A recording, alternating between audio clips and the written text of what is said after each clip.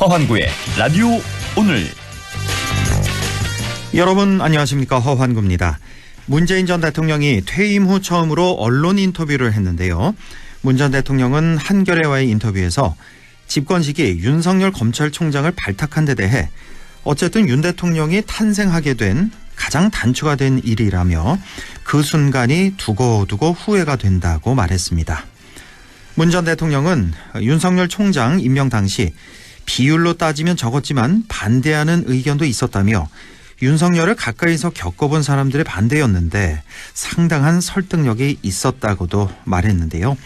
욱하기 잘하는 성격이라든가 자기 제어를 잘 못한다, 윤석열 사단이라는 말이 나올 정도로 자기 사람들을 챙기는 스타일이다 같은 의견들이 나왔다는 겁니다. 역사를 되돌릴 수는 없겠죠. 벌써 차기 대권을 향해 여러 주자가 시동 중인데요. 누가 다음 대통령이 되더라도 인사가 만사다, 이 말을 꼭 마음 깊이 새겨야겠습니다. 안동문화방송 라디오 오늘 광고 듣고 시작합니다.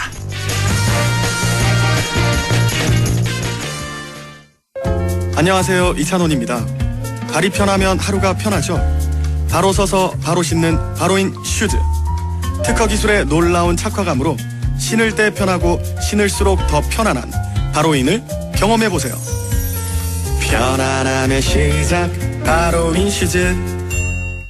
RSV 알고 계신가요? RSV는 독감 바이러스만큼 전염성이 강한 급성 호흡기 감염 바이러스로 영유아나 60세 이상 성인에서 감염 시 폐렴 등 심각한 합병증으로 이어질 수 있습니다. 주로 독감 바이러스와 비슷한 시기에 발생하는 RSV. 자세한 내용은 의사와 상담하세요. 이 광고는 RSV 질환인식 캠페인입니다.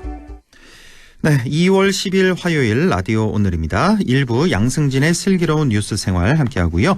2부 이슈 오늘에서는 문경 화재 사고 소방대원 순직 1년이 지났습니다. 잠시 후 경북 소방을 사랑하는 공무원 노동조합 황재현 부위원장을 연결해서 얘기 나눠보겠습니다.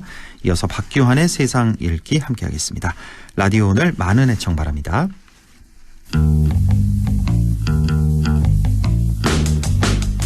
네, 슬기로운 뉴스 생활 시작합니다. 흔히들 관광산업을 굴뚝 없는 공장이라고 빗대서 표현하죠. 그만큼 관광산업 육성은 산업 인프라 구축 등 투자가 없어도 고부가 가치를 창출할 수 있다는 의미일 텐데요. 오늘은 북부권의 관광 활성화 방안에 대해서 살펴보겠습니다. 매일신문 양승진 기자 연결되어 있습니다. 안녕하십니까? 네, 안녕하세요. 네, 먼저 안동시를 좀 살펴볼까요? 올해 관광객 유치 목표로 210만 명을 내세웠네요. 네, 경상북도가 올해 가을 경주에서 열리는 아시아 태평양 경제협력체 APEC 정상회의와 연계해서 관광객 1,000만 명 유치를 목표로 세워뒀는데 네. 안동시가 210만 명 관광객 방문을 목표로 설정을 해뒀습니다. 네. 그래서 안동시가 분발을 하게 되면 경상북도의 계획도 손쉽게 달성될 수 있을 것으로 기대가 되는데요. 네. 흔히들 이제 안동은 대한민국의 점심문화의 수도라는 도시 브랜드로 잘 알려져 있는 곳입니다. 양반이나 종가문화, 선비문화 등이 안동을 상징을 하고 있는데 안동은 이를 통해서 올해 관광 활성화를 적극 추진할 계획입니다. 네. 우선 봄에는 벚꽃축제나 차전장군 노구공주축제, 여름에는 월영야행과 물페스타, 가을에는 안동국제 탈춤 페스티벌, 그리고 겨울에는 얼마 전 성곡리에 막을 내린 암산 얼음축제 등 4계절 축제를 개최를 해서 관광객 유입을 이끌겠다, 이런 계획을 세워뒀습니다. 네. 자, 최근 관광의 트렌드를 살펴보면 체류형 관광, 그러니까 관광지에 머물면서 경제적 효과가 발생하는 그런 체류형 관광이 인기인데요. 안동시의 체류형 관광 인프라 구축은 어떻게 이루어지고 있나요? 네, 임천각 오령교 테마하 거리 조성 사업에 151억 원, 엄마까투리 상상놀이터 22억 3천만 원, 안동 관광 거점센터 조성 사업은 98억 원이 투입돼서 올해 마무리될 예정인데요. 그리고 1,000억 원이 투입되는 옛 안동역을 활용한 복합문화 관광타운 조성 사업도 순조롭게 진행이 되고 있습니다. 이곳에는 워터파크, 키즈 테마파크, 그리고 전통주 테마파크가 조성이 돼서 지역에 부족했던 체류형 관광 인프라 확충에 크게 기여할 수 있을 것으로 기대가 됩니다. 또 안동호 건역에는 마리나 리조트와 친환경 물길 체험화 사업, 수상공연장 조성, 미디어 파사드 연출을 추진을 하고 중앙선 폐선 부지를 활용을 해서 문화관광 및 시민 여가시설도 조성을 합니다. 예. 안동은 지난해 12월에 대한민국 문화도시로 지정이 됐는데요. 원래는 국비 100억 원을 포함을 해서 총 200억 원 정도가 투입이 돼서 안동형 문화 프로그램 개발, 문화예술체험 공간 조성, 문화산업 육성 등을 추진을 해서 대한민국 대표 문화도시로 육성이 되겠다, 이런 계획을 갖고 있습니다. 예, 독립운동이라든지 양반, 선비도시의 안동을 알릴 수 있는 문화 프로그램도 마련돼 있다고요? 네, 국내외 27개 도시가 참여하는 세계 인문도시 네트워크를 확대를 하고 21세기 인문가치 포럼을 더욱 발전시켜서 안동의 인문가치를 알리겠다는 계획도 세워뒀고요. 네. 그리고 임천각 복원과 주변 정비 사업이 원래 마무리된다면 항일 독립운동의 성지로서 안동의 브랜드도 더욱 공고히 해질 수 있을 것으로 기대가 됩니다. 네. 그리고 2020년에 큰 산불 피해를 입었던 남우면 산불 피해 지역에는 스카이파크를 조성을 하고요. 낙동 강변 실개천 친수공간 정비, 이맛댐 파크 골프장 조성 등도 관련 인프라 개선을 통해서 각종 체육대회 유치 등 지역경제 활성화와 관광산업 발전에 큰 보탬이 될 수 있으리라 보여집니다. 네, 자, 안동을 살펴봤고요. 자, 북부권은 다양한 관광 자원이 많은데 그중에서도 문경을 빼놓을 수 없을 것 같습니다. 특히 문경은 천혜의 자연 환경을 활용한 다양한 관광 자원이 많은데요.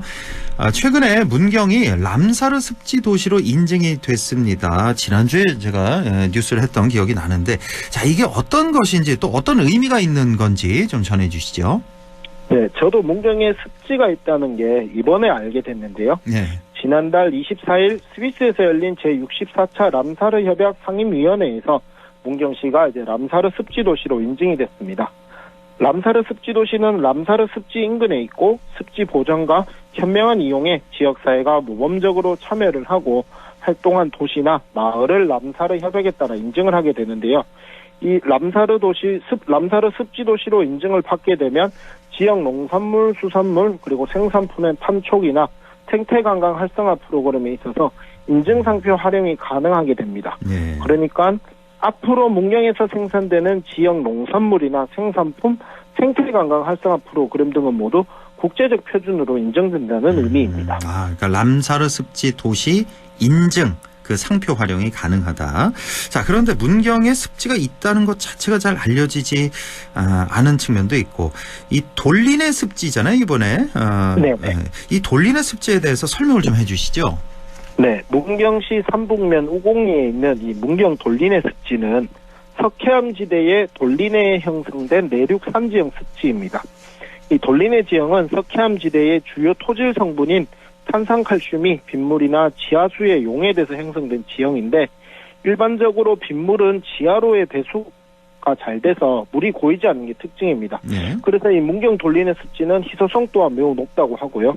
그리고 면적이 한 50헥타르 정도에 불과한데 수달, 구렁이, 하늘다람쥐, 삭과 같은 멸종위기종 8종과 낙지다리, 꼬리진달래 등 산림청이 지정한 희귀식물 등 총 930여 종의 야생 동식물이 서식하는 등 생물 다양성이 매우 풍부하다고 합니다. 예. 람사르 습지 도시로 지정이 되면 습지 관리 등에 대한 지원도 이루어지게 된다고요? 네, 환경부가 습지의 보전 관리, 인식 증진, 생태 관광 기반 시설 확충 등 비용을 지원을 하는데요. 국내에는 우폰읍으로 잘 알려진 경남 창녕을 비롯해서 총 7개소가, 그리고 전 세계적으로는 이번에 신규로 지정된 문경을 포함해서 총 26개국에 74곳이 지정이 돼 있습니다. 예. 앞으로 창녕 우폰읍과 같이 문경이 생태관광의 명소로 자리매김할 수 있을지가 기대가 되는데요. 문경시도 관련 관광 프로그램을 개발을 한다거나 하는 계획을 추진하고 있고요.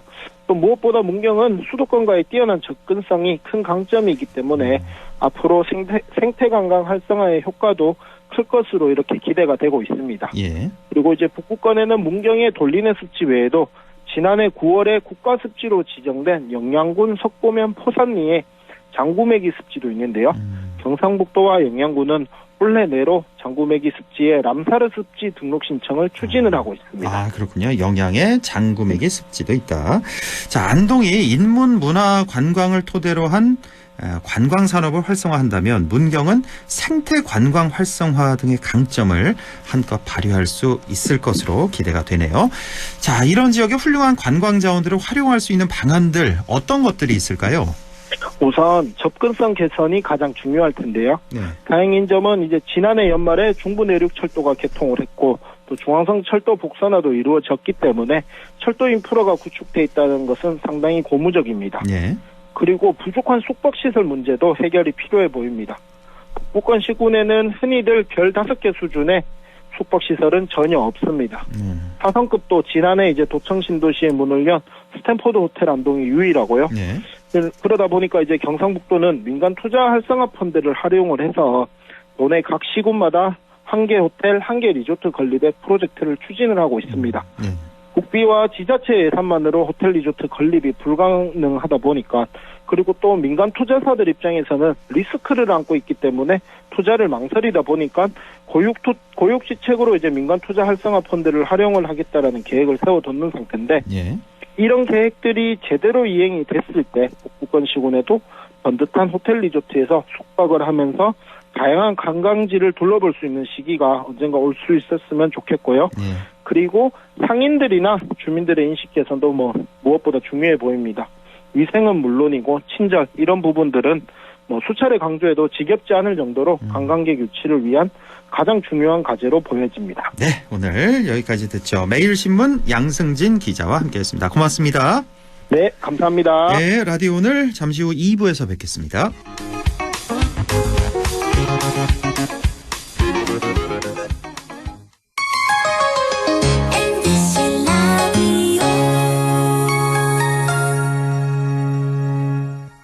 나에게 딱 맞는 대학, 나에게 꼭 맞춘 대학.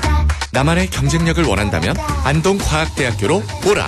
시대의 딱 취업 중심 실전학과, 학생의 꼭 현장 중심 실무교육, 취업의 맞춤, 내 꿈의 맞춤, 나의 드림핏 안동과학대학교. LG전자 베스트샵 안동 본점 오픈 1주년 기념 빅 세일. 역대급 할인 혜택과 다양한 사은품도 아낌없이 탁탁. 가격까지 체크하니까 완전 럭키잖아. 2월 7일부터 27일까지 LG 베스트샵 안동 본점 오픈 1주년 빅 세일. 오늘도 안전하게 음주운전 예방수칙 알려드립니다. 첫 번째, 술자리가 예정된 경우 미리 귀가 방법을 정하고 차는 가져가지 않는 것이 안전합니다. 두 번째, 음주 후 자전거나 전동 킥보드를 이용하는 것도 음주운전 처벌 대상에 포함됩니다. 세 번째, 과음을 한 다음 날에는 대중교통을 이용해주세요. 숙취 음주운전 역시 처벌 대상입니다. 네 번째, 음주운전을 방조하는 경우에도 3년 이하의 징역형 또는 1,000만 원 이하의 벌금형에 처해질 수 있습니다. 적극적으로 말려주세요. 위험한 음주운전 미리 예방하여 소중한 생명을 지켜주세요.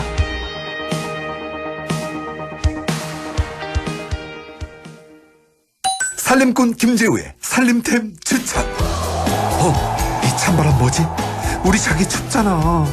창틀 바람막이로 실내 온기 지켜줄게. 일회용품 버릴 때 자기 마음 불편하지. 포장은 다회용기로. 플라스틱 거절한다. 우리 채소로 만든 맛있는 한 끼. 식재료 유통을 줄이면 탄소를 줄일 수 있어.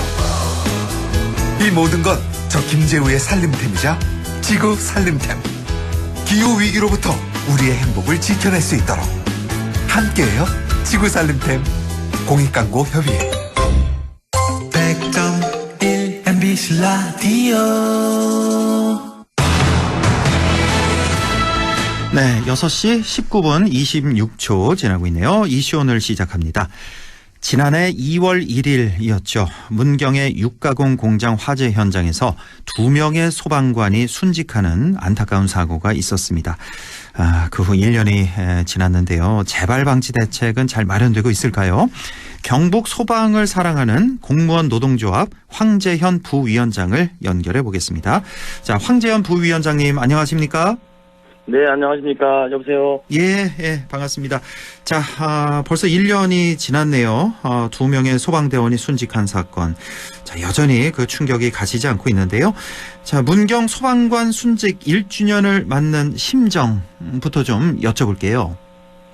네, 안녕하십니까. 저는 소방을 사랑하는 공무원 노동조합 경북본부 부위원장을 활동하고 있는 황재현입니다. 네. 그때 동료의 슬픔을 생각해서 3일 동안 고 김수광, 고 박수은 반장님의 연결식에 참석했고요. 그 화재 현장에서 동료의 엄청난 고통을 생각하면서 지금도 가슴에 돌을 올려놓은 것처럼 가슴이 답답하고 그때 기억이 생생합니다. 그러니까요. 1년이 지났는데도. 예. 네. 사실 뭐 그래서 예. 화재 현장이나 구조 현장, 구급 현장은요. 예. 지금 훈련받은 소방관이라도 무섭고 두렵습니다. 똑같이 사람인데요. 당연하죠. 네. 예. 네. 지금 1년이 이렇게 지나고 있는데도 뭐 고인뿐만 아니라 그 유가족들 슬픔 네. 그대로일 네. 테고 동료분들 고통도 지금 어떨지 마음이 네. 심정이 어떨지 가늠이 어느 정도는 됩니다. 예. 네. 자, 당시 화재가 이제 1월 31일 밤에 났습니다. 공장 네. 3층에서 발생을 했고 네. 공장 안에 더 이상 직원은 없었던 그런 상황이었는데 네. 그런데도 인명 수색을 위해서 그 위험한 현장으로 4명의 소방관이 들어갔단 말이에요. 예. 맞습니다. 예. 그 당시 상황 좀 설명해 주실까요? 그때 상황에서 결론은 맞습니다. 4명이 구조대원이 들어간 건 맞고요. 예. 그렇지만 우리가 봤을 때 현장 상황과는 좀 다르더라고요. 구조대가 현장을 도착했을 때 관계자들은 건물 내부에 거주자가 있다고 들었어요. 그 공장 관계자들 말씀하시는 거죠? 맞습니다. 예. 네. 그리고 지휘부서가 현장에 도착했을 때도 건물 3명이 건물 내부로 대피한 것을 인지하지 못한 상태였습니다. 예. 그래서 안에 있다라고 가정을 하고 있었을 것 같아요. 그리고 화재 조사관이 탐지 설비 수신반을 확인하러 가던 중에 안에서 여성 한 명을 식당에서 발견했어요. 예. 그러니까 현장 지휘관은 건물 내부에 요구자가 있을 것이라고 판단했다는 게 제 생각이고, 그러니 공장 안으로 진입을 해서 인명 검색을 실시를 했다라고 합니다. 예. 마침 1층에 이제 식당에 들어가 보니까 여성 한 명이 있었다. 그래서 구조를 하고. 예. 그러니까 안에 더 있을 수도 있다라고 판단을 한 거군요. 그러니까 현장에. 네, 맞습니다. 그래서 3층까지 올라간 거고. 네. 당시에 이제 총 4명이 들어가서 2명의 소방관은 탈출을 했습니다. 다행히. 근데 순직한 2명의 소방관, 그러니까 고 김수광 소방교, 고 박수은 소방사는 탈출하지 못했던 그런 안타까운 일이 있었는데 혹시 그 탈출이 어려웠던 이유가 좀 밝혀졌나요? 확실히? 예, 그때 사고조사위원회에서도 또 이런 걸 조사를 했고, 다 조사를 했는데, 어떻게 결론은 비슷한데, 진입 자체를 하면 안 되는 건물로 이렇게 해석을 해야 돼요. 그 자체 건물은. 화재 현장 건물에서 그런 인명구조 사고 날 수밖에 없는 상황이죠. 그렇지. 그 이유 중에 하나가 복합적으로 발생했어요.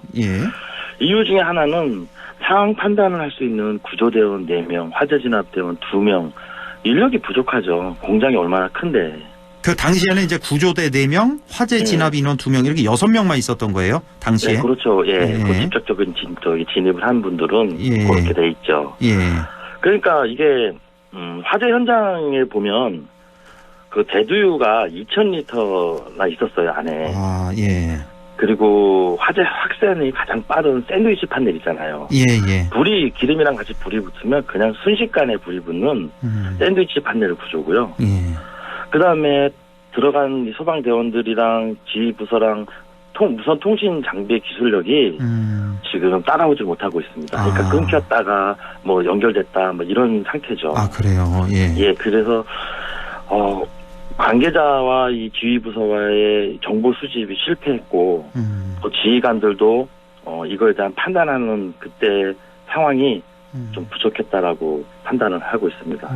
그래서 쭉 예를 들면 복합적이지만 건물 자체가 구조대원 4명 등이 감당하기에는 어려운 현장이었다라고 저는 판단하고 있습니다. 혹시 지금 전해지는 얘기가 그 당시에 이제 4명 구조대가 들어갔잖아요. 네네.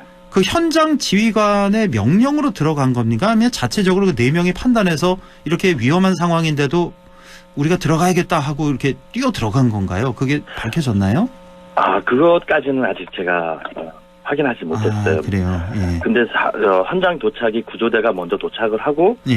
현장 지휘 부서가 2분 뒤에 도착을 한 걸로 나와 있습니다. 그러니까 현장 도착한 이 4명의 구조대원들이 도착하자마자 네, 일단 뛰어 들어가 봐야 되겠다. 요 구조자가 있을 수도 있다. 이렇게 판단하에 들어갔다 이렇게 봐야 되겠군요. 그럴 수도 있을 것 같습니다. 예. 아직 뭐 확실치는 않아도 네네. 일단 이렇게 종합적인 어떤 원인들이 있었다. 네. 그렇죠. 4명 구조대 4명으로 현장 통제하는 상황은 불가능했다. 이렇게 보시는 거고요. 네. 거의 뭐 대두유 2,000리터 말씀을 주셨는데 이건 뭐 상당한 양이죠. 대두유 2,000리터가 공장 안에 있었다는 건. 예, 드럼통으로 생각하면 10개나 있는 거죠. 드럼통으로 10개나 있었다. 거기 이제 불이 다 옮겨 붙은 거 아니에요? 그렇죠, 맞습니다. 예. 아하. 불이 한번 샌드위치 판넬에 한번 불이 붙으면 보통 저희들이 10분 이렇게 화재 확산이 커지거든요. 예. 한번 붙으면 이건 동시다발적으로 확 붙습니다, 그냥. 아마 5분도 안 걸릴 거예요. 그래요? 확산하는 속도가. 근데 불이 붙은 거에 그 샌드위치 파넬이 녹아내리는 스티로폼 구조로 돼 있어서 녹아내리는데 그게 거의 5분도 안 걸릴 겁니다. 그 정도로 빨리 확산이 됩니까? 샌드위치 판넬이? 네. 그 샌드위치 판넬은 그 안에 스티로폼에 이제 불이 옮겨 붙게 되니까 이게 물을 부어도 잘 진화가 안 되죠? 샌드위치 판넬이 특성이 어떻습니까, 이게? 특성이 이 샌드위치 판넬 같은 경우에는 아까 말씀하셨듯이 이게 기름류이기 때문에 기름으로 제조한 방식, 페인트류 이런 걸로 제조했기 때문에 그렇게 일반 화재랑은 기름류의 화재로 봐야 되겠죠. 그래서 건물 벽면에 보면 막 떨어져 내리잖아요. 샌드위치 판넬 같은 것들이. 그런 게 이제 불이 붙으면 이제 그렇게 확 떨어져 내리죠. 진화하기 상당히 어렵군요. 근데 우리 뭐 대부분 공장들이 다 샌드위치 판넬로 돼 있는 거 아닙니까? 지금? 맞습니다. 그렇죠. 그래서 더 위험한 그런 상태고. 저희들이 샌드위치 판넬 것에 화재 진압을 할 때 한번 불이 붙으면 거의 건물을 전소시킵니다. 그 안으로 또 불이 들어가서 그러니까요. 물이 침투될 수 없는 현상이 벌어져서. 그러니까 물이 침투가 안 되니까 그 판넬 안으로 안 되다 보니까 계속해서 이제 불이 순식간에 번지는 그런 구조인데 참 뭐 이런 문제도 있고 아까 말씀하신 대로 무선 통신 이게 좀 고르지 못한 이런 문제도 있었고 하여간 복합적으로 여러 가지 문제가 있었다는 말씀이시고 미국이나 영국 같은 뭐 선진국들을 보면은 진입 중단 원칙이라는 게 있다고 하던데 그러니까 위험이 일단 크면은 진압이나 구조보다는 소방관의 안전을 우선하는 그런 원칙이 있다고 이제 들었거든요. 이 진입 중단 원칙이 우리나라에는 뭐 해당이 안 되는 건가요? 우리나라에 해당이 안 된다기보다 어떤 매뉴얼 상에 그거를 지침으로 내리진 않았어요. 매뉴얼 상에는 없어요? 진입 중단 원칙이라는 게? 그냥 지휘관이 판단하면서 결정 방식으로 되어 있습니다. 지휘관이 현장에서 이제 판단하에 진입해라, 진입하지 말라 이렇게 현장에서 판단. 이제 매뉴얼이 없는 이유에서는 이제 국민적 인식이라든지 안에 사람이 있는데 왜 소방관들이 투입되지 않느냐, 뭐 이런 여론, 그다음에 이런 뭡니까 질타, 매체? 비판, 이런 지탄 이런 것들 때문에 현장 지휘관들이 판단을 해서 이것은 안에 진입하면 안 된다 이렇게 하기가 애매해서 지휘 구조대원이나 화재 진압대원들을 투입하는 실정이죠 지금. 상당히 그게 참 위험한 일인데, 그러니까 뭐 국민들의 어떤 민원, 비판 이런 것 때문에 위험해도 어느 정도는 위험을 감수하고도 이제 현장으로 투입되는. 맞습니다. 그래도 소방관들 대부분이 또 어떤 그 사명감 이런 게 또 아주 투철하잖아요. 맞습니다. 한 명이라도 그 살리고 싶은 그런 현장에서 그런 마음들 때문에. 그래서 그런 마음들 때문에 지금 화재 현장이나 뭐 구조 현장, 뭐 구급 현장 등에서 소방관들이 많이 다치고 있습니다. 그러니까요. 그 얼마 전에 그 개봉한 영화 그 소방관 있잖아요. 이것도 예, 우리 부위원장님도 당연히 보셨을 것 같은데. 맞습니다. 그러니까 예, 저도 이거 보고 너무 이제 감동적이어서 그 상황 그 묘사가 아주 자세히 돼 있잖아요. 그 급박한 상황, 화재가 나는 현장에서 막 뛰어 들어가는 위험을 감수하고라도. 네, 맞습니다. 예, 근데 이런 모든 게 이제 현장 지휘관 판단 하에 맡겨진다라는 거. 우리나라에 아직 진입 중단 원칙이라는 게 없다는 거, 예, 그런 말씀이시고. 세워지지 않고 있습니다. 예. 자, 문경 소방관 순직 사고 이 합동 조사 이후에 재발 방지 대책이 나왔는데요. 통신 장비 등의 개선은 있었지만 중요한 인사 시스템 개선이 빠졌다는 지적이 나오고 있는데요. 이거 좀 더 설명을 좀 해주신다면요. 인사 시스템도 지적이 나왔군요. 예. 지적이 왜 나왔겠습니까? 제 개인적인 생각을 말씀드리자면, 이 인사 시스템이나 모든 시스템은 어떤 특성, 위험성, 뭐 이런 것들에 맞춰서 인사 편제를 가져와야 되거든요. 그런데 소방 인사 시스템은 특성을 고려하지 않은 편제보다 보편적 인사 시스템을 따라가고 있어요. 특성을 생각하지 않고 보편적으로 인사를 하고 있다. 네네. 예, 좀 더 설명해 주신다면요. 인사 편제를 하다 보면 위험성이 있는 부서, 구조대 이런 분의 화재 진압대원들, 이렇게 또 저희들 보면은 내근에서 행정 업무를 보고 계시는 분들, 등등의 이렇게 부서들이 있는데, 특별히 위험하다라고 하는 부서에는 인력을 줄이지 않고 인력을 더 늘려야 되는데, 그렇죠. 다른 쪽에서도 인력이 부족하다라는 이야기들이 나오기 때문에 보편적 인사를 따라갈 수밖에 없다라고 얘기를 하더라고요. 부족한 인력 상황에서 구조대만 현장 대응단만 인사 편제를 반영하기 어렵다라는 이제 인사 정책 팀들이 하는 말씀드리죠. 그렇죠. 각 부서마다 뭐 다들 똑같이 인력 부족한 거 아니냐. 저기 늘리면 우리도 늘려줘야 된다. 그래서 보편적으로 이렇게 인사를 한다는 말씀이시군요. 예, 소방관들이 지금 인력이 굉장히 부족한데도 지금 어떤 실정이냐면 구조대 한 팀당 원래 편제 방식에서는 7에서 10명이 편제 방식이 돼야 돼요. 한 팀당 7명에서 10명. 우리 특수부대들이 현장에 특수 임무를 맡으러 들어갈 때 보통 요 편제를 따르고 있거든요. 그런데 현재 저희들 구조대 편제는 4명, 5명, 6명. 또 현장 대응단 지휘부서라고 하는 데는 한 팀당 3명, 2명. 그 화재 진압대원들 같은 경우에는 지금 기관 1명에 경방 3명이 기본 편제인데 기관 하나, 경방 하나, 화재 불 끄는 경방 하나로 운영하는 곳이 많습니다. 기관 하나에 경방, 경방이 뭐죠 여기서? 화재 진압대원. 화재 진압대원이 원래는 기관 하나당 경방이 화재 진압대원이 3명이 있어야 되는데 현재는 기관 하나에 경방이 하나다. 운영하는 곳도 많습니다. 이런 곳이 많다. 그 휴가 등으로 인해서 보강을 들어가서 어쨌든 편제를 맞춰야 되지 않습니까? 그런데 맞추지 못하고 있는 실정이에요. 지금 뭐 인사 문제를 지적해 주시는데 일단은 전체적으로 인력이 너무 부족하다는 거군요. 첫 번째로. 맞습니다. 일단 너무 부족하고 현장에 아주 위험한 일을 하는 뭐 구조 구급 이쪽은 더 부족한데 전체적 보편적 인사를 하다 보니까 여기 한 명 올려주면 저쪽도 한 명 올려줘야 되니까 인사 시스템 이게 좀 문제가 있다는 거고 그다음에 이제 현장 지휘관 있잖아요. 이 현장에 아무래도 뭐 현장 실무 경험이 매우 중요한데 소방관 같은 경우는 맞습니다. 실무 경험이 부족한 현장 지휘관이 배치되고 있다 이런 문제도 좀 있나요? 뭐 제 개인적 생각을 물으신다면 맞습니다. 그래요. 어떤 현장이냐 하면 경험이 부족한 지휘관이 이제 보직을 받고 교육을 이제 현장에 대한 지휘관의 교육을 받는 경우가 많고요.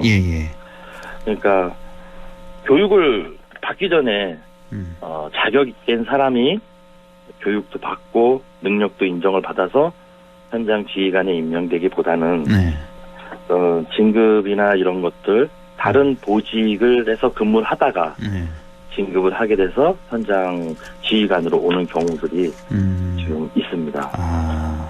그렇죠. 뭐 여기서 뭐 누구다라고 말씀은 못 하시겠지만 그런 경우가 심심치 않게 있다. 네, 맞습니다. 현장 경험이 중요한데 그 전문성이 중요한데. 맞습니다. 전문성이 엄청 중요한 부서이고 책임감이 막중한 현재 경험이 부족한 지휘관들이 배치되는 사례들이 많이 발생하고 있는 것 같아요. 그렇군요. 그래서 자격이 있는 능력이 있는 현장 지휘관이 있어야 되는데 좀 능력도 부족하고 자격도 없고 책임도 좀 다소 떨어지는 현장 능력도 경험도 떨어지는 그러니까 계급으로 현장 지휘를 하고 있다라는 그런 말씀이신 것 같고요. 예.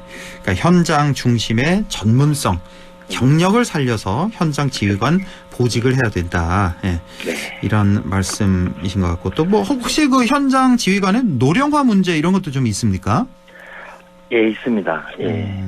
지금 현장 지휘관들이 이제 진급이나 계급을 이렇게 진급을 하려면 어느 연차가 있어야 되지 않습니까? 그렇겠죠. 예. 연차가 있다 보면 결국은 연세가 많으신 분들 보통 한 55세 이상 되시는 분들이 진급을 하고 그분들이 계급에 맞게 또 보직을 받아야 되니까 그렇죠. 현장 지휘관으로 가서 노령화 문제 제가 봤을 때는 현장 지휘관은 정말 신체와 정신과 능력과 마음 이런 것들이 다 갖춰진 사람들이 그 보직을 받아서 했으면 좋겠는데 직제 편제상 그렇게 되고 있는 것 같습니다. 알겠습니다. 오늘 시간이 좀 많이 지나서 이것 말고도 뭐 여러 가지 문제점이 많이 있을 텐데 일단 뭐 아까도 쭉 말씀하신 인력 문제 또 예산 인사 문제 이런 거 좀 지적을 해주셨고 소방관의 처우 문제 이걸 좀 많이 좀 개선이 됐나 모르겠는데 아직 그렇게 만족스럽진 못하죠. 이 처우 개선이. 조금씩 지금 하시고 계시는 것 같더라고요. 그렇죠. 예. 알겠습니다. 무엇보다 우리 대한민국 소방관의 안전이 좀 더 중시되는 그런 사회가 좀 됐으면 좋겠네요. 예. 오늘 말씀 여기까지 듣겠습니다. 지금까지 경북 소방을 사랑하는 공무원 노동조합의 황재현 부위원장과 함께했습니다. 위원장님 고맙습니다. 네, 감사합니다. 라디오 오늘에서는 청취자 여러분의 참여를 기다리고 있습니다. 우리 지역에서 발생한 사건 사고 소식이나 함께 토론하고 싶은 내용을 안동 MBC 홈페이지 라디오 오늘 게시판에 올려주시기 바랍니다. 전화와 문자 참여도 하실 수 있습니다. 전화는 851국에 7191번, 문자는 샵 0913번으로 보내주시면 됩니다. 문자는 단문 50원, 장문 100원의 정보 이용료가 있습니다. 여러분의 많은 참여 바랍니다.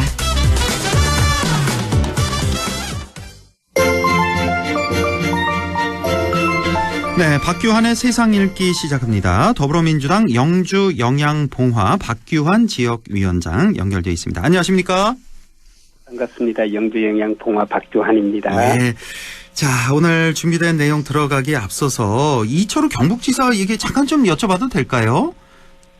네네. 예, 지난 토요일이었죠. 윤석열 대통령 탄핵 반대 집회, 대구 그 동대구역에서 있었는데 여기 지금 이철우 지사가 이제 참석을 했습니다. 그래서 단상에 올라가서 뭐 발언도 좀 하고 애국가 제창도 했고 그래서 좀 비판의 목소리가 좀 나오고 있습니다. 지금 민주당에서도 오늘 보니까 비판을 좀 많이 했던데 이건 공무원 중립 의무 위반 아니냐 또 나아가서 하느님을 하나님으로 그 발언을 했나 보네요. 그래서 종교 중립의 의무까지 위반했다. 이렇게 민주당에서는 지적을 했는데 자, 이철우 지사의 이 행보 어떻게 보셨습니까? 뭐 간단히 한 말씀만 좀 해 주시죠. 예. 뭐 민주당에서 논평한 대로 이건 명백하게 공무원의 정치 중립 의무를 위반한 거거든요. 물론 이제 도지사는 뭐 사실은 정치인이기도 하죠. 그래서 정치적인 견해를 갖고 소신 갖고 밝히는 것까지는 좋지만 뭐 그것까지는 우리가 허용된다고 하겠지만요. 이렇게 명백한 어떤 정치 행동이죠. 집단 행동이고요. 뭐 이런 것에 지금 도지사가 직접 참여하는 것 이거 만약 다른 공무원이 이렇게 했으면 어떻게 했을까요? 그러니까요. 바로 징계가 이루어졌겠죠. 그래서 저는 뭐 있을 수 없다. 예전에 노무현 대통령이 내가 할 수만 있다면 그 열린 우리당을 도와서 많이 당선시키고 싶다. 이 말씀한 것 때문에 탄핵 소추까지 된 적도 있었지 않습니까? 그런데 지금 뭐 이분 같은 경우는 그걸 훨씬 넘어서는 아주 극단적인 그런 지금 이제 정치 집회에 참여하셨는데요. 예. 뭐 반드시 책임을 물어야 한다. 또 그렇게 봅니다. 알겠습니다. 자, 민주당 상식 선에서 좀 행동해 주셨으면 좋겠어요. 네. 그렇습니다. 뭐 요즘에 뭐 극우 집단들의 어떤 행동들도 있었고 집회가 상당히 좀 과격화되는 그런 모습을 보이고 있는데 그 광역 단체장이 이런 집회에 참여했다는 것 자체가 그렇게 썩 바람직하지는 않다라는 그런 생각이 좀 드네요. 그리고 어쨌든 경북 도민을 나름 대표하고 또 도정을 이렇게 통할하는 분의 입장이라면요. 이쪽 저쪽 편 도민을 다 고려해야죠. 마치 대통령이 여당만의 대통령이 아니듯이 전 국민의 대통령이어야 하듯이 지사님도 마찬가지로 뭐 어느 한 편이 아니라 전체 도정을 아우르고 도민을 이렇게 아우르는 좀 그런 행보를 보이셔야지 나가도 이번 경우는 좀 너무 나가셨다. 너무 과하셨다. 이런 생각이네요. 예, 민주당 이재명 대표가 오늘 국회에서 올해 첫 교섭단체 대표 연설을 했는데 여기서 몇 가지 화두가 좀 있네요. 국회의원 국민소환제를 도입하겠다. 4.5일제를 넘어서 주 4일 근무제 논의하겠다. 또 30조 추경 편성을 제안을 했습니다. 자, 전체적으로 어떻게 보셨습니까, 오늘 연설? 저는 지금 시기에 아주 적절한 화두를 제시해 주셨다 이런 생각이고요. 뭐 첫 번째 말씀하신 그 국민 소환제만 하더라도요. 사실은 우리가 말 그대로 민주공화국이잖아요. 헌법 제1조의 가치. 대한민국은 민주공화국이고 대한민국의 주권은 국민에게 있다. 모든 권력은 국민으로부터 나온다 했는데요. 그동안 우리가 박근혜 국정농단을 파헤치고 심판한 촛불 시위도 그렇고요. 이번 12.3 내란 당시에 이 계엄군 장갑차를 맨몸으로 막아내고 또 탄핵소추 이끌어낸 것도 결국 국민이잖아요. 그래서 저는 국민이 이 헌법 제1조의 가치를 실현해서 스스로 정치의 주인으로 나선 것인데 이제는 이걸 좀 제도화해야겠다. 근데 제도화하려면요. 행정 권력뿐 아니라 입법 권력, 그러니까 의회에 대해서도 국민이 통제할 수 있어야 돼요. 그렇죠. 대통령은 행정 권력은 국민이 그래도 뭐 물론 국회를 거쳐서이긴 하지만 파면할 수가 있어요. 그런데 국회의원은 파면할 수 있는 길이 없습니다. 그래서 입법 권력에 대한 통제 장치로서 국회의원에 대한 파면권, 그게 바로 국민 소환제죠. 그래서 저는 이 국민 소환제 도입을 주장한 것은 바로 이제 민주공화국의 가치를 이제 제대로 한번 꼭 피워보자라는 취지다 이렇게 보고요. 그다음에 또 뭐 주 4일 근무제 얘기했는데 사실 우리나라가 OECD 국가 중에서 장시간 노동 순위로 5번째더라고요. 평균보다 한 달 이상, 한 150시간 정도 일을 더하는 아주 일 많이 하는 나라인데요. 어쨌든 앞으로 AI 시대에 이런 창의성, 자율성이 강조되는 이런 첨단 기술 사회로 가려면요. 이렇게 무조건 노동시간 쥐어짜는 이런 방식으로서는 곤란하다. 그런 점에서 저는 4.5일제를 거쳐서 앞으로 4일 근무, 그러니까 월화수목 일하고 금토일 쉬는 이런 방향으로 나가는 것이 저는 국가 경쟁력을 확보하는 데서도 이게 적절하다고 보고요. 이 주 4일제 얘기 나오니까 이준석 의원이 바로 공격을 했던데 그 자영업자들은 어떻게 하냐 이런 공격을 했던데 사실 이게 딜레마가 좀 있습니다. 주 4일제 하다 보면 자영업자는 아무래도 좀 더 힘들어지지 않을까 이런 생각도 틀린 말은 아닌 것 같거든요. 뭐 그건 근데 자영업도 분야마다 다를 수 있겠죠. 예를 들어서 휴일이 늘어났을 경우에 그것으로 인해서 또 어떤 다른 휴일 특수라는 게 있잖아요. 뭐 이런 것도 있을 수 있고 다양한데요. 저는 이게 노동시간 얘기하는데 자영업 얘기하는 건요. 이거는 서로 성격이 다른 거예요. 그래서 이거는 오히려 물타기다. 이거 그냥 비판을 위한 비판이다. 자영업자를 위한 대책은 예컨대 지역화폐라든가 또 다른 방식으로 그리고 또 자영업자들에 대한 어떤 지원이나 또 우선 상권 활성화를 위한 이런 게 필요하죠. 그래서 저희가 당장에 30조 추경 얘기한 것도 바로 이런 자영업자 대책 중에 하나거든요. 예. 계엄 충격으로요. 실질 GDP가 6조 원 넘게 증발해버렸고요. 한 달 만에 외국인 투자 자금이 5조 7천억 원이 빠져나갔어요. 한국은행이 성장률을 또 하향 조정했어요. 근데 이 뭔가 지금 다시 우리가 계엄 이전 상태로 우리가 회복하고 성장하기 위해서는요. 이게 타이밍이 중요하잖아요. 그렇죠. 재정 확대를 통해서 뭔가 경기를 되살릴 수 있는 요 시기가 있는데 저희는 지금 놓쳐버리면 진짜 망한다, 추락한다. 그래서 이런 민생 경제 회복을 위해서 적어도 30조 원 규모의 추가 경정 예산을 편성하자.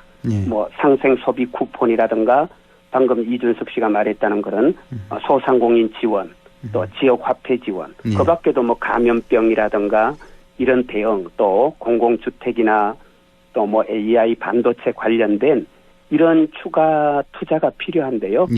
이걸 위해서는 지금이 적기다. 지금 시기를 놓치면은 자칫 우리가 영영 나락으로 떨어질 수 있다. 이런 점에서요. 저는 지금 이제 추가 경정 꼭 필요하고 그 지점을 오늘 우리 당 대표 연설을 통해서 저는 뭐 명확하게 아주 실효적으로 잘 밝혀줬다고 생각이 들어요. 지금 뭐 국민 경제 민생이 정말 파탄 지경인데 지금 정치권에서 이러고 있으면 안 됩니다. 지금 오늘 이제 이재명 대표 연설을 했고 정책 크게 봐서 한 3가지 정도 내놨는데 내일은 국민의힘 대표 연설이 있잖아요. 여기서도 또 몇 가지 정책이 나올 거란 말이죠. 그래서 여야 좀 머리를 맞대고 정말 국민들을 위한 정책들 같이 서로 주고받으면서 뭐 서로 이제 양보를 해가면서 좀 빨리 내놔야 됩니다. 그래서 저희가 그 지역 화폐 예산이라든가 흔히 이제 여당에서 주로 이제 이재명 표 예산이다. 뭐 심지어 이재명 퍼주기다라고까지 비판하죠. 물론 저희는 그 말에 전혀 동의하지 않지만 그러나 추가 경정 예산 같이 협의하고 끝내 그거 반대하면 좋아. 그거는 잠깐 밀쳐놓더라도 저희 얼마든지 다른 협상에 응할 용의가 있다.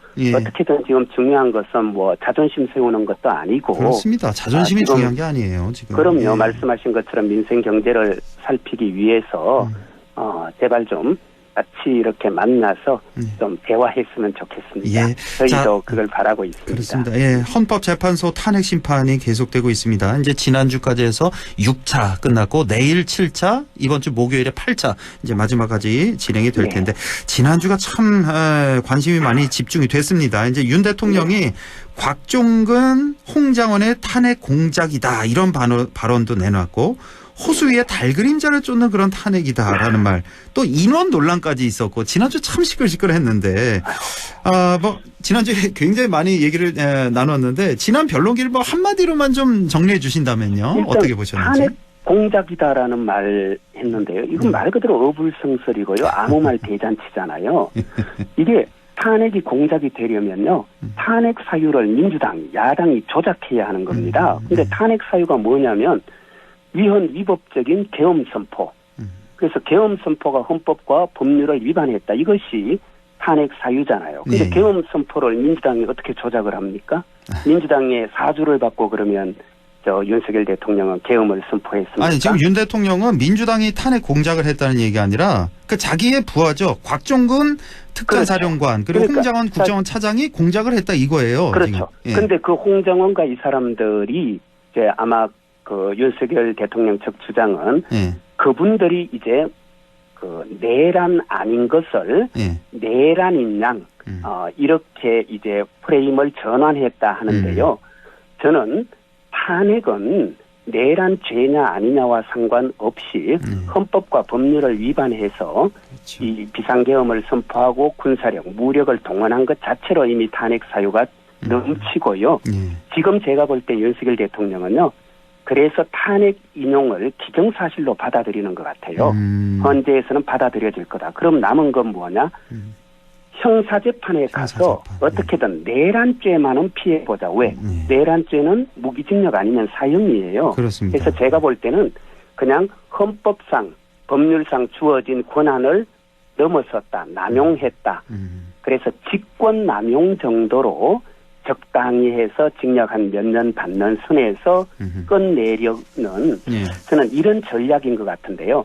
그런 전략으로 지금 홍 장관이나 이런 사람들이 누구 체포하라 그랬다, 뭐 인원을 끌어내라 그랬다, 이제 이렇게 해서 마치 이제 폭동 아닌 것을 국헌문란 목적의 폭동이 아닌 행동을 마치 그러한 양 내란인 것처럼 이렇게 프레임을 전환했다. 이렇게 얘기하는 것 같아요. 예. 그래서 저는 그것 자체도 좀 추하다.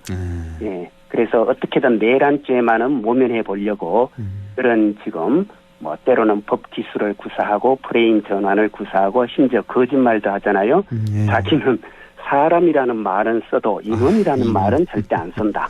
그래서 뭐 저 정족수가 아직 채워지지 않았다. 안에 있는 인원 끌어내라. 나는 인원이란 말을 안 쓴다. 그런데 그 말 직후에 바로 자연스럽게 이어지는 그 신문 답변 과정에서 인원이라는 말을 여러 차례 썼잖아요. 4번 했어요. 이렇게 금방 들통날 거짓말을 계속하면서 어떻게든 본인이 저 내란죄를 피하기 위해서 부하들한테 떠넘기고 또 부하들 참 이거 뭐라고 해야 될까요? 저는 좀 책임 다 전가하고 좀 참담했어요. 저는 아마 저 윤석열 대통령을 지지했던 분들도 그 순간만큼은 좀 참담하지 않았을까. 그렇습니다. 그리고 좀 상처 입지 않았을까. 내가 뽑은 분이, 내가 지지하고 믿었던 분이 저 정도밖에 안 되나 하고 저는 아마 그 행동이 저는 지지자를 뭐 결집시키기 위한 것도 있을는지 모르겠지만 결과적으로는 저는 지지자들에게도 아마 깊은 상처를 남겼을 거다 이렇게 보여요. 예. 대통령이 거짓말을 너무 많이 한다라는 게 이제 문제의 본질이고 그 거짓말도 좀 어느 정도 것 국민들이 좀 모르는 거짓말을 해야 되는데 뻔히 국민들이 아는 거짓말을 너무 많이 자주 한다는 바로 들통날 거짓말을 요즘은 그렇습니다. 또 검색하면 금세 나오잖아요. 그렇습니다. 검색하면 바로 나오는 그런 거짓말을 자꾸 하시니까. 딱 시간이 1분 남았는데요. 자, 1분 내에 지금 뭐 김경수 전 지사나 임종석 전 실장이 이제 이재명 대표를 향해서 강한 메시지를 내고 있고 이낙연 전 총리도 오늘 한마디 했는데 윤석열, 이재명 동반 청산이 시대 정신이다라고까지 아주 강하게 메시지를 냈는데 자, 이거 한 말씀 좀 해주신다면요. 한 1분이요. 일단 저희 민주당은요 사실은 굉장히 큰 정당이잖아요. 그리고 이 안에는 또 다양한 목소리가 있고요. 그래서 저는 다양한 목소리가 나오고 또 다양한 어떤 의견이 또 제시되고 뭐 이런 것은 저는 뭐 있을 수 있는 일이다. 그래서 당 안에서 우리 김경수 지사나 이런 분들도 자기 역할이 있으니까요. 뭐 얼마든지 이야기할 수 있다. 그러나 다만 방금 저도 처음 들었는데요. 이낙연 대표 같은 그런 발언은 곤란하죠. 그건 마치 예전에 김대중과 노태우를 같이 청산하자. 이런 얘기와 똑같은 거예요. 왜 책임 있는 사람한테 책임을 묻고 그렇게 해야지. 아니 계엄의 책임이 이재명한테 있습니까?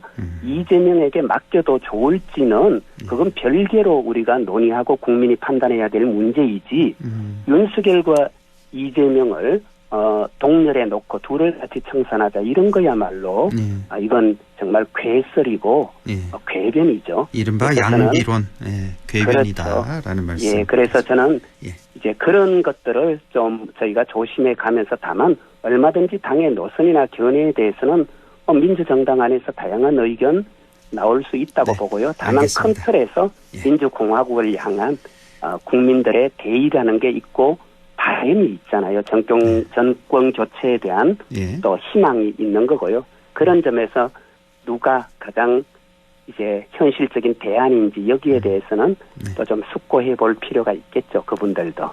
알겠습니다. 지금까지 더불어민주당 영주 영양봉화 박규환 지역위원장과 함께했습니다. 고맙습니다.